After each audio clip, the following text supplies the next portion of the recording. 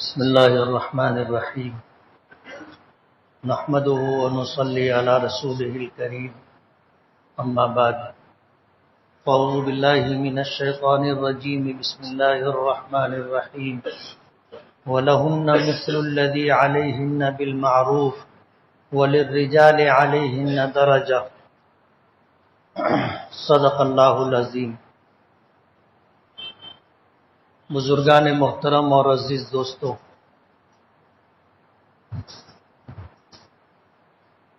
بحیثیت انسان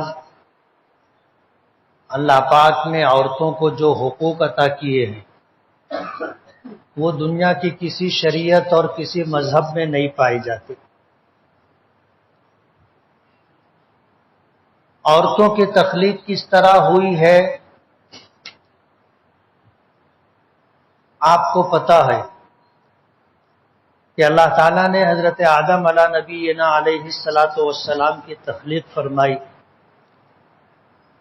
آدم علیہ السلام کا پتلا مٹی سے بنوایا اور پھر اللہ پاک نے اس میں روح پھونکی۔ آدم علیہ السلام کو اللہ نے وجود عطا کیا، جنت میں رکھا تھا، تنہائی سے وحشت ہونے لگی تو اللہ پاک نے حضرت آدم علیہ السلام کی بائیں پسلی سے مائی حوا کی تخلیق کی، اور یہ قرآن کریم میں اللہ پاک کی طرف سے تذکرہ موجود۔ نبی کریم صلی اللہ علیہ وسلم نے بھی اپنے ارشادات میں اس کی وضاحت فرمائی ہے، اور یہ بھی فرمایا کہ حضرت آدم علیہ السلام کی بائیں پسلی سے، اور وہ بھی بائیں پسلی کی اس ہڈی سے جو سب سے زیادہ ٹیڑھی ہوتی ہے، اس سے مائی حوا کی تخلیق کی گئی۔ اور یہ فرمایا آپ نے کہ جب عورت کی خلقت اور اس کی پیدائش مرد کی بائیں اور ٹیڑھی پسلی سے کی گئی ہے تو اس میں ٹیڑھا پن ہے اور رہے گا۔ تم اگر چاہو گے کہ وہ ٹیڑھا پن ختم ہو جائے تو کبھی ختم نہیں ہوگا، اور اگر تم اس کو سیدھا کرنے کے درپے ہو جاؤ گے تو وہ ٹوٹ جائے گی، اور اس کا ٹوٹ جانا طلاق ہے، شوہر سے علیحدگی ہے۔ حضور نے فرمایا اس کی طبیعت میں کجی ہے اور اس کے ٹیڑھے پن کے ساتھ اس سے فائدہ اٹھاؤ۔ اس کا یہ مطلب نہیں ہے کہ مرد کے مقابلے میں عورت میں کوئی خرابی ہے یا برائی ہے۔ حضور نے فرمایا الدنیا کلھا متاع وخیر متاع الدنیا المرأۃ الصالحہ، کہ دنیا میں راحت اور نفع اٹھانے کی چیزوں میں سے بے شمار چیزیں اللہ نے رکھی ہے، ساری دنیا متاع ہے، اور اس میں بہترین راحت اور نفع اٹھانے کی چیز نیک بیوی، المرأۃ الصالحہ، صالحہ کی تاکید ہے۔ عورت اور وہ بھی نیک ہو، پاک دامن ہو، خوددار ہو، غیرت مند ہو، عبادت گزار ہو، اور شوہر کی فرما بردار اور خدمت گزار۔ نیک بیوی اللہ تعالی کی نعمتوں میں سے بہت بڑی نعمت ہے۔ حضور پاک صلی اللہ علیہ وسلم نے فرمایا کہ جس شخص کو اللہ اس دنیا میں 3 نعمتیں عطا کر دے وہ خوش قسمت ترین لوگوں میں سے، اللہ اسے کشادہ مکان دے دے، وطن کی روزی دے دے، اور نیک بیوی عطا کر دے، جس کے سینے میں وفا کی بلندیاں ہو اور جس کی پیشانی اللہ کے حضور سجدوں سے آباد ہو، اللہ کی اطاعت گزار، فرما بردار، اور اپنے شوہر کے حق کا خیال رکھنے والی اور شوہر کے حق کو ادا کرنے والی نیک اور فرما بردار بیوی اللہ کی بہت بڑی نعمت ہے۔ تو حضرت آدم علیہ السلام کی بائیں پسلی سے مائی حوا کو پیدا کیا، اور جو واقعات آپ سنتے رہتے ہو اس پہ عیسائیت کی چھاپ ہے۔ آپ نے سنا ہوگا کہ شیطان مور کی شکل بن کر کے جنت میں آیا اور اللہ کا حکم تھا دونوں کو، حضرت آدم اور حضرت حوا علیہ السلام دونوں کو حکم تھا وَلَا تَقْرَبَا هَذِهِ الشَّجَرَةَ فَتَكُونَا مِنَ الظَّالِمِينَ، سب کچھ کرنا، اس درخت کے قریب مت جانا، اگر تم نے میرا حکم توڑا اور اس درخت کے قریب گئے فَتَكُونَا مِنَ الظَّالِمِينَ، تو تم اپنے آپ پر ظلم کرنے والے لوگوں میں سے ہوگے۔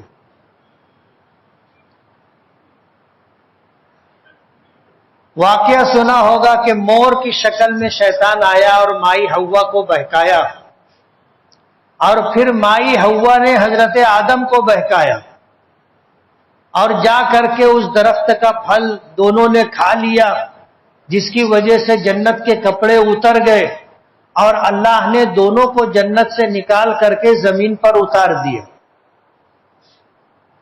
انجیل میں یہ لکھا ہے کہ مائی حوا نے حضرت آدم علیہ السلام کو بہکایا تھا، اور ہم میں بھی یہی بات چرچے میں رہتی ہے، اور وقتاً فوقتاً کبھی بات ہوتی ہے تو یہی بات کہی جاتی ہے، پنچایت میں بھی بعض اوقات یہ بات آ جاتی ہے کہ جنت میں بہکائی تو دنیا میں کیا۔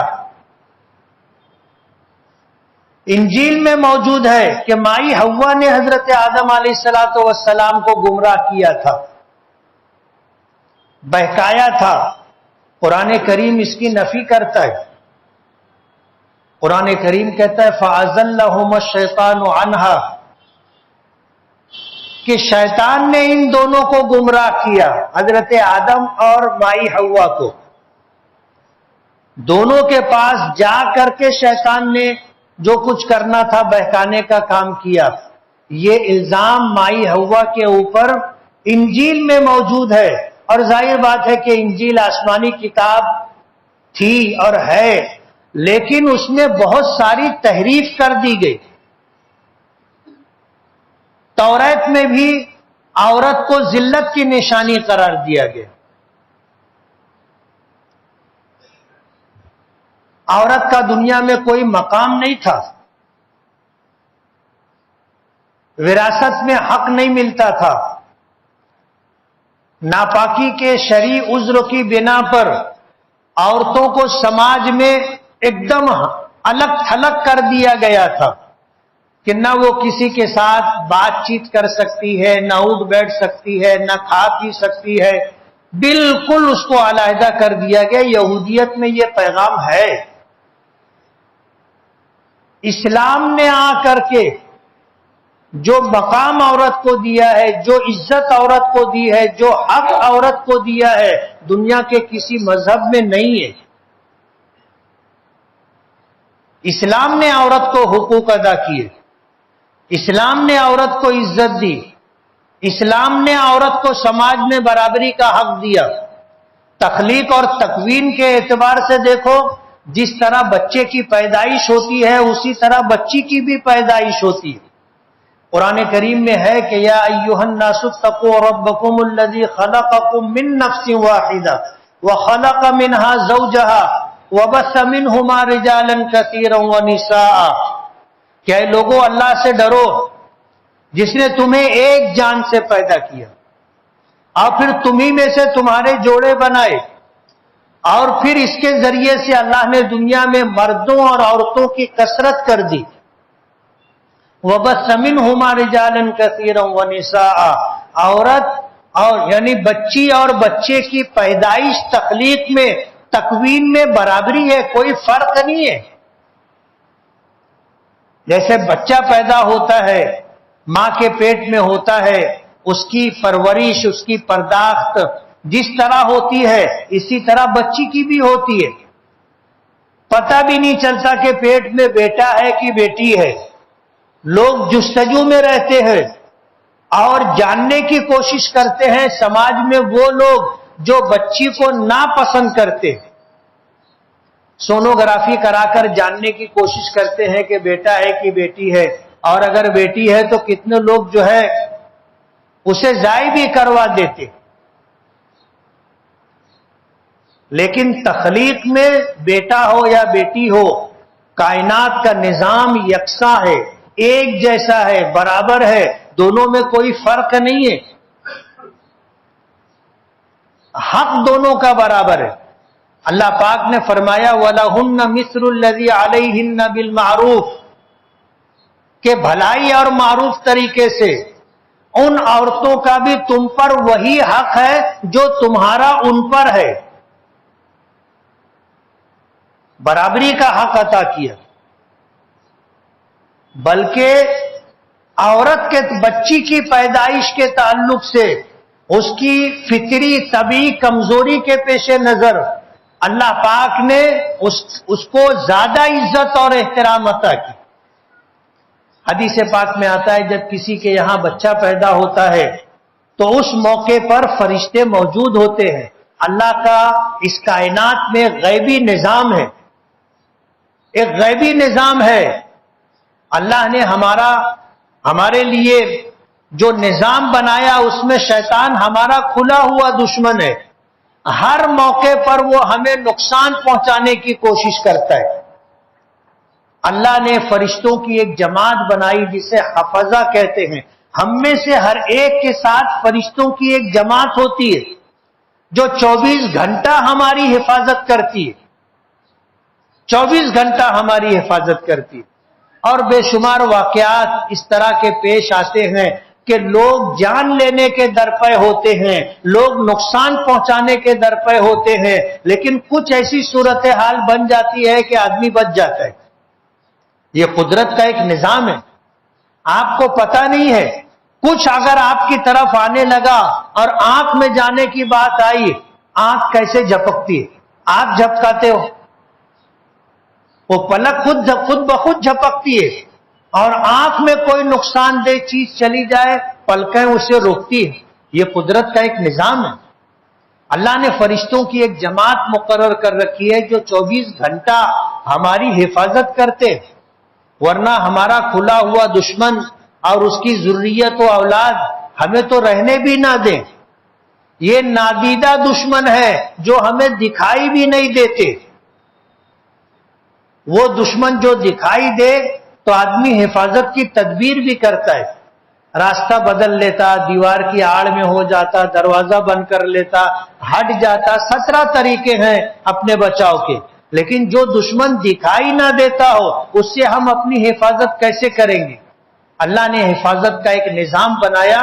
ہر انسان کے ساتھ علماء لکھتے ہیں 18 فرشتے ہوتے ہیں جو 24 گھنٹہ اس کی حفاظت کرتے رہتے ہے نا۔ وَإِن تَعُدُّوا نِعْمَتَ اللَّهِ لَا تُحْصُوهَا، اللہ نے بے شمار احسانات کیے، بے پناہ نعمتیں عطا کی۔ اگر اللہ کی ان نعمتوں کو تم گننا چاہو تو گن نہیں سکتے، شمار کرنا چاہو تو شمار نہیں کر سکتے۔ اللہ کے بے پناہ احسانات ہیں ہم لوگوں پر۔ جب بچہ پیدا ہوتا ہے تو اس وقت فرشتوں کی ایک جماعت موجود ہوتی ہے جو شیطان سے بچے کو اور بچے کی ماں کی حفاظت کرتی۔ یہ بچہ فرشتوں کے پر باہر آتا ہے۔ کائنات کا ایک نظام اللہ نے بنایا ہے، اور آپ دیکھو گے تو حیرت ہوگی کہ تمام مخلوقات میں سب سے کمزور بچہ انسان کا ہوتا ہے، سب سے کمزور بچہ۔ حالانکہ بکری بہت کمزور ہوتی ہے اور سمجھی جاتی ہے۔ کسی آدمی کو ڈرپوک کہنا ہو تو کہا جاتا ہے بزدل، یہ فارسی لفظ ہے۔ بزدل، ہم لوگ ڈرپوک کا بزدل کا معنی کیا ہے؟ لفظی معنی بکری کا دل، بزدل کے معنی بکری کا دل۔ وہ بہت کمزور ہوتی ہے اور بہت دل کمزور ہوتا ہے، جس کی وجہ سے خوف ڈر اس کے اوپر بہت زیادہ ہوتا ہے۔ تو جو آدمی ڈرے اس کو لوگ بولتے ہیں یہ بزدل ہے۔ لیکن بکری کا بھی بچہ پیدا ہو تو آپ دیکھو گے 2 منٹ میں کھڑا ہو جاتا ہے۔ بکری کا بچہ پیدا ہوتا ہے 2 منٹ میں کھڑا ہو جاتا ہے، اور پھر اپنا پیٹ بھرنے کے لیے ماں کے نیچے گھسنے لگتا ہے، ٹھنڈ ڈھونڈنے لگ جاتا ہے اور پینے لگ جاتا ہے۔ گھنٹے بھر میں تو وہ چلنے لگتا نا تیزی کے ساتھ، اور انسان کا بچہ سال بھر تو اس کو سدھ نہیں رہتی، ماں باپ کو اس کا خیال رکھنا پڑتا ہے، اتنا کمزور ہوتا ہے کہ اگر ماں توجہ نہ دے تو وہ بھوکا پیاسا مر جائے گا، اس کی حفاظت نہ کرے کیڑے مکوڑے اسے کھا جائیں گے، موسم کی مار وہ جھیل نہیں سکے گا، سب سے کمزور بچہ انسان کا ہوتا ہے۔ اللہ نے ایسا نظام بنایا ہے کہ اس کمزور ترین بچے کی پرورش ہوتی ہے، قدرت کا ایک نظام ہے، بچوں کے پر وہ باہر آتا ہے۔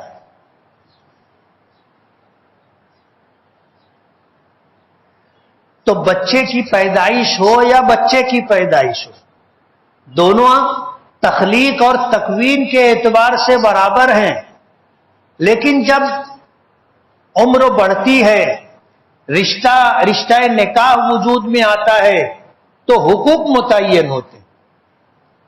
بچے کے مقابلے میں بچی کی پیدائش ہوتی ہے، فرشتوں کی ایک جماعت موجود ہوتی ہے، جب یہ فرشتے اللہ کی بارگاہ میں واپس جاتے ہیں، ڈیوٹی ہوتی ہے فرشتوں کی، فجر کی نماز میں اور عصر کی نماز میں ڈیوٹی چینج ہوتی ہے۔ فجر کی نماز میں وہ فرشتے جن کی دن میں ڈیوٹی ہے وہ آتے ہیں، اور وہ فرشتے جو رات بھر ڈیوٹی کرتے رہے وہ جاتے ہیں۔ رات بھر ڈیوٹی کرنے والے دن میں ڈیوٹی کرنے والوں کو ڈیوٹی دے کے چلے جاتے، پھر عصر کی نماز میں رات میں ڈیوٹی کرنے والے فرشتے آتے ہیں، اور پھر یہ دن والے فرشتے ان کو ڈیوٹی دے کر کے چلے جاتے ہیں۔ کیا ہے، ہم لوگوں کے یہاں پاور لوم چلتا ہے تو ڈیوٹی ہم کو اچھی طرح سمجھ میں آئے گی کہ رات میں کیسے ڈیوٹی لی جاتی ہے اور دن میں کیسے ڈیوٹی لی جاتی ہے۔ یہ قدرت کا ایک غیبی نظام ہے۔ جب یہ جماعت واپس جاتی ہے اور کسی کے یہاں پیدائش ہوئی ہے بچے کی، تو اللہ پاک ان فرشتوں سے پوچھتے ہیں کہ کیا ہوا، بیٹا ہوا یا بیٹی ہوئی؟ اللہ کو سب معلوم ہے، وہ علیم و خبیر ہے، سب پتہ ہے، لیکن اللہ پاک فرشتوں سے پوچھتے ہیں کیا ہوا۔ اگر بیٹی پیدا ہوئی، بیٹی، تو فرشتے کہتے ہیں کہ اللہ ایک کمزور مخلوق سے کمزور مخلوق پیدا ہوئی، یعنی ایک عورت سے ایک بیٹی کی بچی کی پیدائش ہوئی ہے، تو اللہ پاک پوچھتے ہیں کہ گھر والوں کا کیا تاثر رہا، بچی کے باپ کا کیا تاثر رہا، اس کی ساس کا کیا، دادی کا کیا تاثر رہا، نانی نانا کا، گھر والوں کا کیا تاثر رہا۔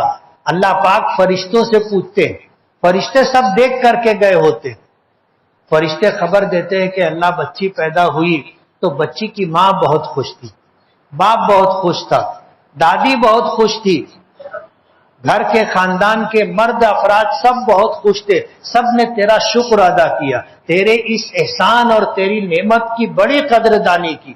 اللہ پاک فرماتے ہیں تم گواہ رہنا، میں نے سب کی مغفرت کر دی۔ اور اگر فرشتے کہتے ہیں کہ جیسے ہی خبر ملی کہ بیٹی پیدا ہوئی ہے تو اس کی ماں کی آنکھ سے آنسو نکلا جو اس کے رخسار پر سے بہا، باپ نے سنا تو اس کا چہرہ بدل گیا، دادی نے سنا تو بڑی ناراضگی کا اظہار کیا، جھنک پٹک کرنے لگی، لے جاؤ تمہارے گھر، ہم کو پوتی نہیں چاہیے۔ اللہ پاک جب یہ سنتے ہیں، حالانکہ پتہ ہے اللہ پاک کو، اللہ پاک فرماتے تم سب گواہ ہے نا، انہوں نے میری نعمت کی ناقدری کی۔ بیٹی پیدا ہوتی ہے اللہ کی اس نعمت پر، عطا و بخشش پر جو لوگ خوش ہوتے ہیں دل سے، جو لوگ قدر دانی کرتے ہیں، اسی وقت ان کو بخشش کی، مغفرت کی خوشخبری دی جاتی ہے۔ اور اللہ اپنی بات میں سچا ہے، وَمَنْ أَصْدَقُ مِنَ اللَّهِ قِيلًا، اللہ سے زیادہ سچی بات کس کی ہو سکتی ہے؟ بچی پیدا ہوتی ہے، اللہ کی اس نعمت پر خوش ہونے والے اور قدردانی کرنے والوں کو مغفرت کی بشارت ملتی۔ اس بچی کی جب ماں باپ پرورش کرتے ہیں، بیٹے اور بیٹی میں فرق نہیں کرتے، بیٹے اور بیٹی میں فرق نہیں کرتے. وہی عزت، وہی احترام، وہی محبت جو بیٹے کو ملتی ہے وہ بیٹی کو بھی ملتی ہے، جو بیٹی کو ملتی ہے وہی بیٹے کو بھی ملتی ہے. یعنی دونوں میں ماں باپ ہر اعتبار سے برابری کرتے ہیں، انصاف کرتے ہیں، ان کی پرورش کرتے ہیں. اور جب بیٹی شادی کی عمر کو پہنچ جائے، اچھا رشتہ تلاش کر کے ماں باپ اس کا نکاح کر دیتے ہیں. اللہ پاک کی طرف سے بخشش کی بشارت ہے.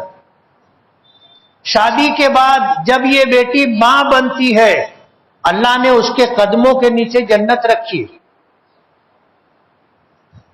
بیٹا پیدا ہو کوئی ناراض ہوتا ہے؟ اگر کوئی بھی ایسا ہو جس کو واقعی بیٹے کے پیدا ہونے پر ناراضگی ہو تو ہاتھ اٹھانا. کوئی نہیں اٹھائے گا. کیوں؟ بیٹا پیدا ہوتا ہے تو پیڑا بانٹا جاتا ہے، اور بیٹی پیدا ہو تو جلیبی بانٹی جاتی ہے. فرق ہے. بیٹے کی پیدائش پر فطری طور پر لوگوں کو خوشی ہوتی، کوئی ناراض نہیں ہوتا. لیکن بیٹی پیدا ہو تو معاشرے میں ایسے لوگ ہیں جن کو بیٹی ناگوار، اس کا آنا ناگوار گزرتا ہے. بیٹی پیدا ہو جائے، قرآن کریم میں ہے اسودت وجوہ. زمانے جاہلیت میں لوگوں کے منہ کالے ہو جاتے تھے، یعنی اتنا برا لگتا تھا، چہرہ بدل جاتا تھا، اور اتنے سنگدل ہوتے تھے کہ بیٹی کو زندہ دفن کر دیتے تھے. آج بھی ہیں لوگ، معلوم ہو جائے بیٹی ہے ابارشن کروا لیتے، حمل ضائع کر دیتے، صاف کروا لیتے. یہ قتل ہے. کیا ہے؟ بچی کا ماں کے پیٹ میں قتل ہوتا ہے. لوگوں کو ناگوار گزرتا ہے. تخلیق کے اعتبار سے دونوں برابر، لیکن اللہ نے اس کو طبعاً فطرتاً کمزور بنایا ہے تو اس کے ساتھ اللہ کی رحمت ہوتی. جب بیٹی پیدا ہوتی ہے اور باپ خوش ہوتا ہے تو اللہ پاک کہتے ہیں کہ جا، میں نے تجھے وجود عطا کیا ہے، میں تیرے باپ کی مدد کروں گا. اللہ کی مدد، بیٹی پیدا ہوتی ہے، اللہ کی مدد شانہ بشانہ ہوتی ہے، قدم بقدم ہوتی ہے. بیٹے کے پیدا ہونے پر کوئی اس طرح کی بشارت نہیں ہے.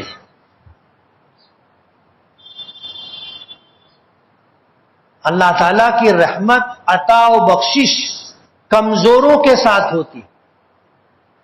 بے شمار حدیثیں ہیں، آیات ہیں جس کا مفہوم یہ ہے اللہ کی مدد کمزوروں کے ساتھ ہوتی ہے.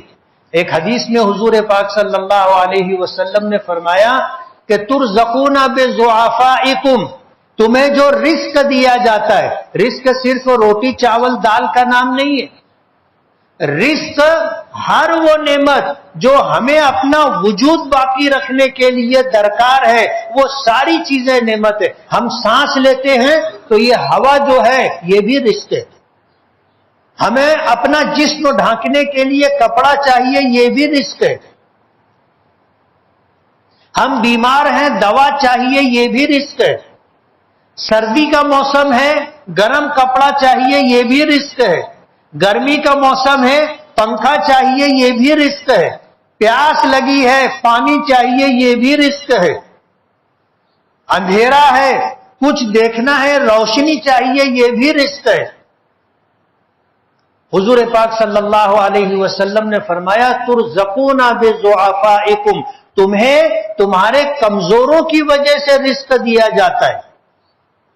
اسی لیے اپنے گھر میں جو کمزور لوگ ہیں، چاہے وہ کمزور عمر کی زیادتی کے ساتھ، یعنی بوڑھے گھر میں موجود ہو، ہمیں ان کی وجہ سے روزی دی جاتی ہے. ہم میں گھر میں بچے ہوتے ہیں جو خود کچھ نہیں کر سکتے، ان کی وجہ سے ہم کو روزی دی جاتی ہے. ہمیں رزق دیا جاتا ہے بیویوں کی وجہ سے، اللہ نے ان کو بھی فطرتاً طبعاً کمزور بنایا ہے. ہمیں ہمارے کمزوروں کی وجہ سے اللہ پاک رزق دیتے. ترزقون بضعفائکم، تمہیں تمہارے کمزوروں کی وجہ سے رزق دیا جاتا ہے. ایسی مثالیں آپ کو مل جائیں گی کہ جن گھرانوں میں کوئی معذور بچہ یا بچی تھی، اس کا آنا اور پھر ہمارا دن بدلنا، اس کمزور معذور کے آنے کے بعد گھر کے مالی حالات سدھرنا شروع ہو جاتے، آہستہ آہستہ خوشحالی آ جاتی ہے. اور جب تک اس کمزور کے ساتھ ہماری رحمت، جذبہ محبت وابستہ ہوتا ہے، ہم اس کا خیال رکھتے ہیں، اللہ پاک کی طرف سے عطا و بخشش کا سلسلہ دراز رہتا ہے. ہمیں خوشحالی، روزی اس کی وجہ سے دی جاتی. ایسی مثالیں آپ کو ملیں گی کہ جب تک ایسا کوئی معذور یا کمزور گھر میں رہا، گھر میں دن اچھے تھے، اور جس دن اس کا انتقال ہوا لوگوں کو محسوس ہونے لگا کہ گھر میں اندھیرا چھا گیا. حالانکہ وہی گھر ہے، وہی سب کچھ ہے، لیکن طبیعت محسوس کرنے لگتی ہے کہ کوئی فرق آ گیا ہے. اگر گھر میں کوئی معذور ہے، گھر میں کوئی کمزور ہے، ہمیں ان کی وجہ سے رزق دیا جاتا ہے، اس کا بہت خیال رکھنا چاہیے. ہم تو فعلی لوگ ہیں، اصل نوازشات اور اللہ پاک کی عطا و بخشش تو اس کے ساتھ ہے، اور اس کی وجہ سے ہمیں بھی ہے. کسی نے مجھ سے پوچھا، بولے میں میری عورت کے واسطے اخروٹ لے کے جاؤں. ایک موقع پر وہ مجھ کو دینے لگی تو میں نے کہا کہ میں تورے واسطے لائے ہوں. بولے تم بول رہے ہو، گھر میں تو سب کھا رہے ہیں. بولے اب میں کیسے سمجھاؤں؟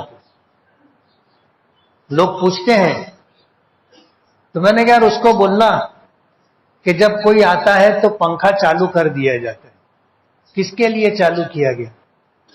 آنے والے مہمان کے اکرام میں. ہوا تو سب کو لگ رہی ہے نا، اور ہوا کی ٹھنڈک کا فائدہ تو سبھی اٹھا رہے ہیں، لیکن پنکھا چلایا کس کے لیے گیا؟ جو آیا اس کے احترام میں، اس کی عزت میں. بولے ہاں مجھے سمجھ میں آ گو. ہمیں بھی، ہم تو فعلی لوگ ہیں، ہمیں جو رزق دیا جاتا ہے ہمارے کمزوروں کی وجہ سے، یعنی اللہ پاک اصل میں ان کو دیتا ہے. ہم تو فعلی لوگ ہیں، ہم کو بھی مل جاتا ہے. پنکھا چالو ہو گیا، جتنے لوگ بیٹھے سب کو ہوا لگتی ہے، سب کو ٹھنڈک محسوس ہوتی ہے. ترزقون بضعفائکم، یہی وجہ ہے کہ قرآن کریم میں جو ایک آیت ہے وَأَنكِحُوا الْأَيَامَ مِنكُمْ وَالصَّالِحِينَ مِنْ عِبَادِكُمْ وَإِمَائِكُمْ إِنْ يَكُونُوا فُقَرَاءَ يُغْنِهِمُ اللَّهُ مِنْ فَضْلِهِ وَاللَّهُ وَاسِعٌ عَلِيمٌ. آیت کا مفہوم یہ ہے بے نکاحی زندگی کسی کو مت گزارنے دو. اگر مرد اس لیے نکاح نہیں کرتا کہ خود ہی روٹی کے لالے ہیں، ایک پیٹ سنبھالنا مشکل ہے، شادی کر لیں گے اس کا خرچہ کہاں سے آئے گا؟ فرمایا کہ اگر فقر اور محتاجگی کا ڈر ہوگا تو سن لو اللہ تمہیں اپنے فضل سے غنی کر دے گا. اور یہ غنا بیوی کے صدقے اور طفیل میں ملتا ہے، اور اللہ اپنے وعدے میں سچا ہے. عبداللہ ابن عباس رئیس المفسرین ہے، وہ فرماتے ہیں کہ غنا کی دولت حاصل کرنے کا اس دنیا میں سب سے مضبوط ذریعہ نکاح ہے. نکاح کرو گے، بیوی آئے گی، غنا کی دولت لے کر کے آئے گی. حضور کے پاس ایک صحابی آئے، آ کر کے اپنی تنگدستی محتاجگی کی شکایت کی تو حضور نے دریافت تو فرمایا کہ نکاح ہو چکا ہے؟ کہنے لگے نہیں. بولے جاؤ نکاح کر لو. انہوں نے جا کر کے نکاح کیا، کچھ دنوں کے بعد آئے، پھر کہنے لگے کہ اللہ کے رسول تنگی برقرار ہے. تو حضور نے فرمایا اللہ کی بات سچی ہے. کیا فرمایا؟ اللہ کی بات سچی ہے، اللہ کی کتاب سچی ہے، تیرے حالات جھوٹے. فرمایا ایک نکاح اور کر لے۔ صحابہ کرام ایسے تھے کہ حضور کی بات کو اس طرح قبول کرتے تھے کہ اس میں ذرا بھی تردد نہیں ہوتا تھا۔ ہم لوگ ہوتے تو بولے ایک تو کر کے بھگت رہے ہوں، دوسری کرنے کے لیے بول رہے ہیں۔ انہوں نے چوں نہیں کی، گئے جا کر دوسرا نکاح کر لیا۔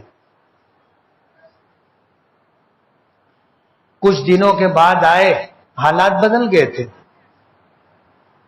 حالات بدل گئے، دکھ کے آتا ہے نا، حالات جب بدلتے ہیں تو چہرہ، اس کی رونق، چمک دمک، آنکھوں کی چمک، چال ڈھال سب بدل جاتا ہے۔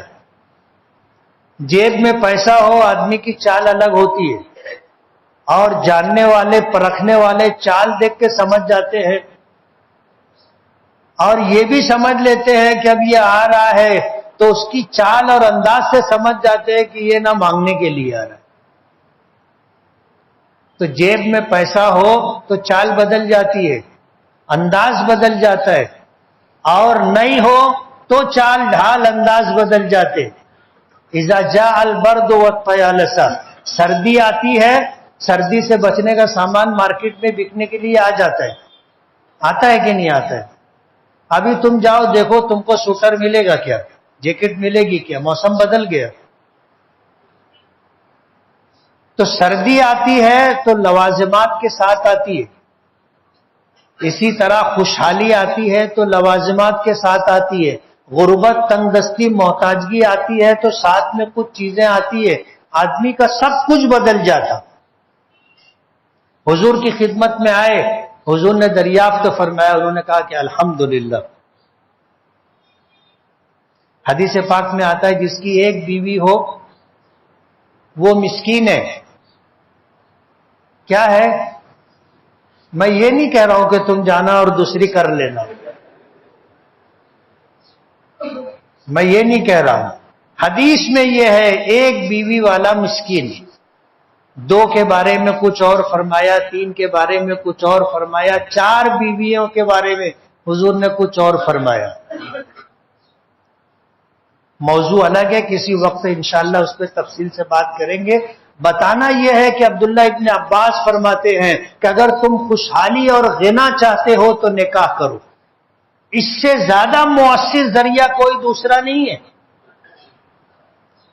اللہ کی رحمت، اللہ کی مدد کمزوروں کے ساتھ ہے۔ ترزقون بضعفائکم، تمہیں تمہارے کمزوروں کی وجہ سے رزق دیا جاتا ہے۔ اس لیے اپنے گھر میں اگر ماں ہے، بہن ہے، بیوی ہے، بیٹی ہے، ان کا خیال رکھنا چاہیے، ان کا خیال رکھنا چاہیے، اور اس نظر سے دیکھنا چاہیے کہ ان کی وجہ سے اللہ پاک مجھ کو دے رہے۔ اگر یہ خیال دل میں رہے گا تو کبھی ماں کے ساتھ برا سلوک آپ نہیں کرو گے، کبھی بہن کے ساتھ برا سلوک نہیں کرو گے، کبھی بیوی اور بیٹی کے ساتھ برا سلوک نہیں کرو گے۔ اگر دل میں یہ خیال ہوگا کہ مجھے جو کچھ ملا ہے یا مل رہا ہے یہ اس کی برکت سے مل رہا ہے، تو ہم کبھی ماں، بہن، بیٹی، بیوی کی ناقدری نہیں کریں گے، ان کی بے عزتی اور ان کے ساتھ بدسلوکی نہیں کریں گے۔ یہ حدیث ہے ترزقون بضعفائکم، تم کو تمہارے کمزوروں کی وجہ سے رزق دیا جاتا ہے۔ تو عورت کا اپنا ایک مقام ہے۔ اسلام نے عورت کو جو مقام دیا ہے وہ ماضی میں کسی مذہب نے نہیں دیا۔ اسلام نے ان کو جو عزت اور سربلندی دی ہے وہ کسی دوسرے مذہب نے نہیں دی، اور اسلام نے ان کے حقوق متعین کیے ہیں۔ انشاءاللہ اگلے ہفتے اس کو بیان کریں گے۔ وآخر دعوانا ان الحمدللہ رب العالمین۔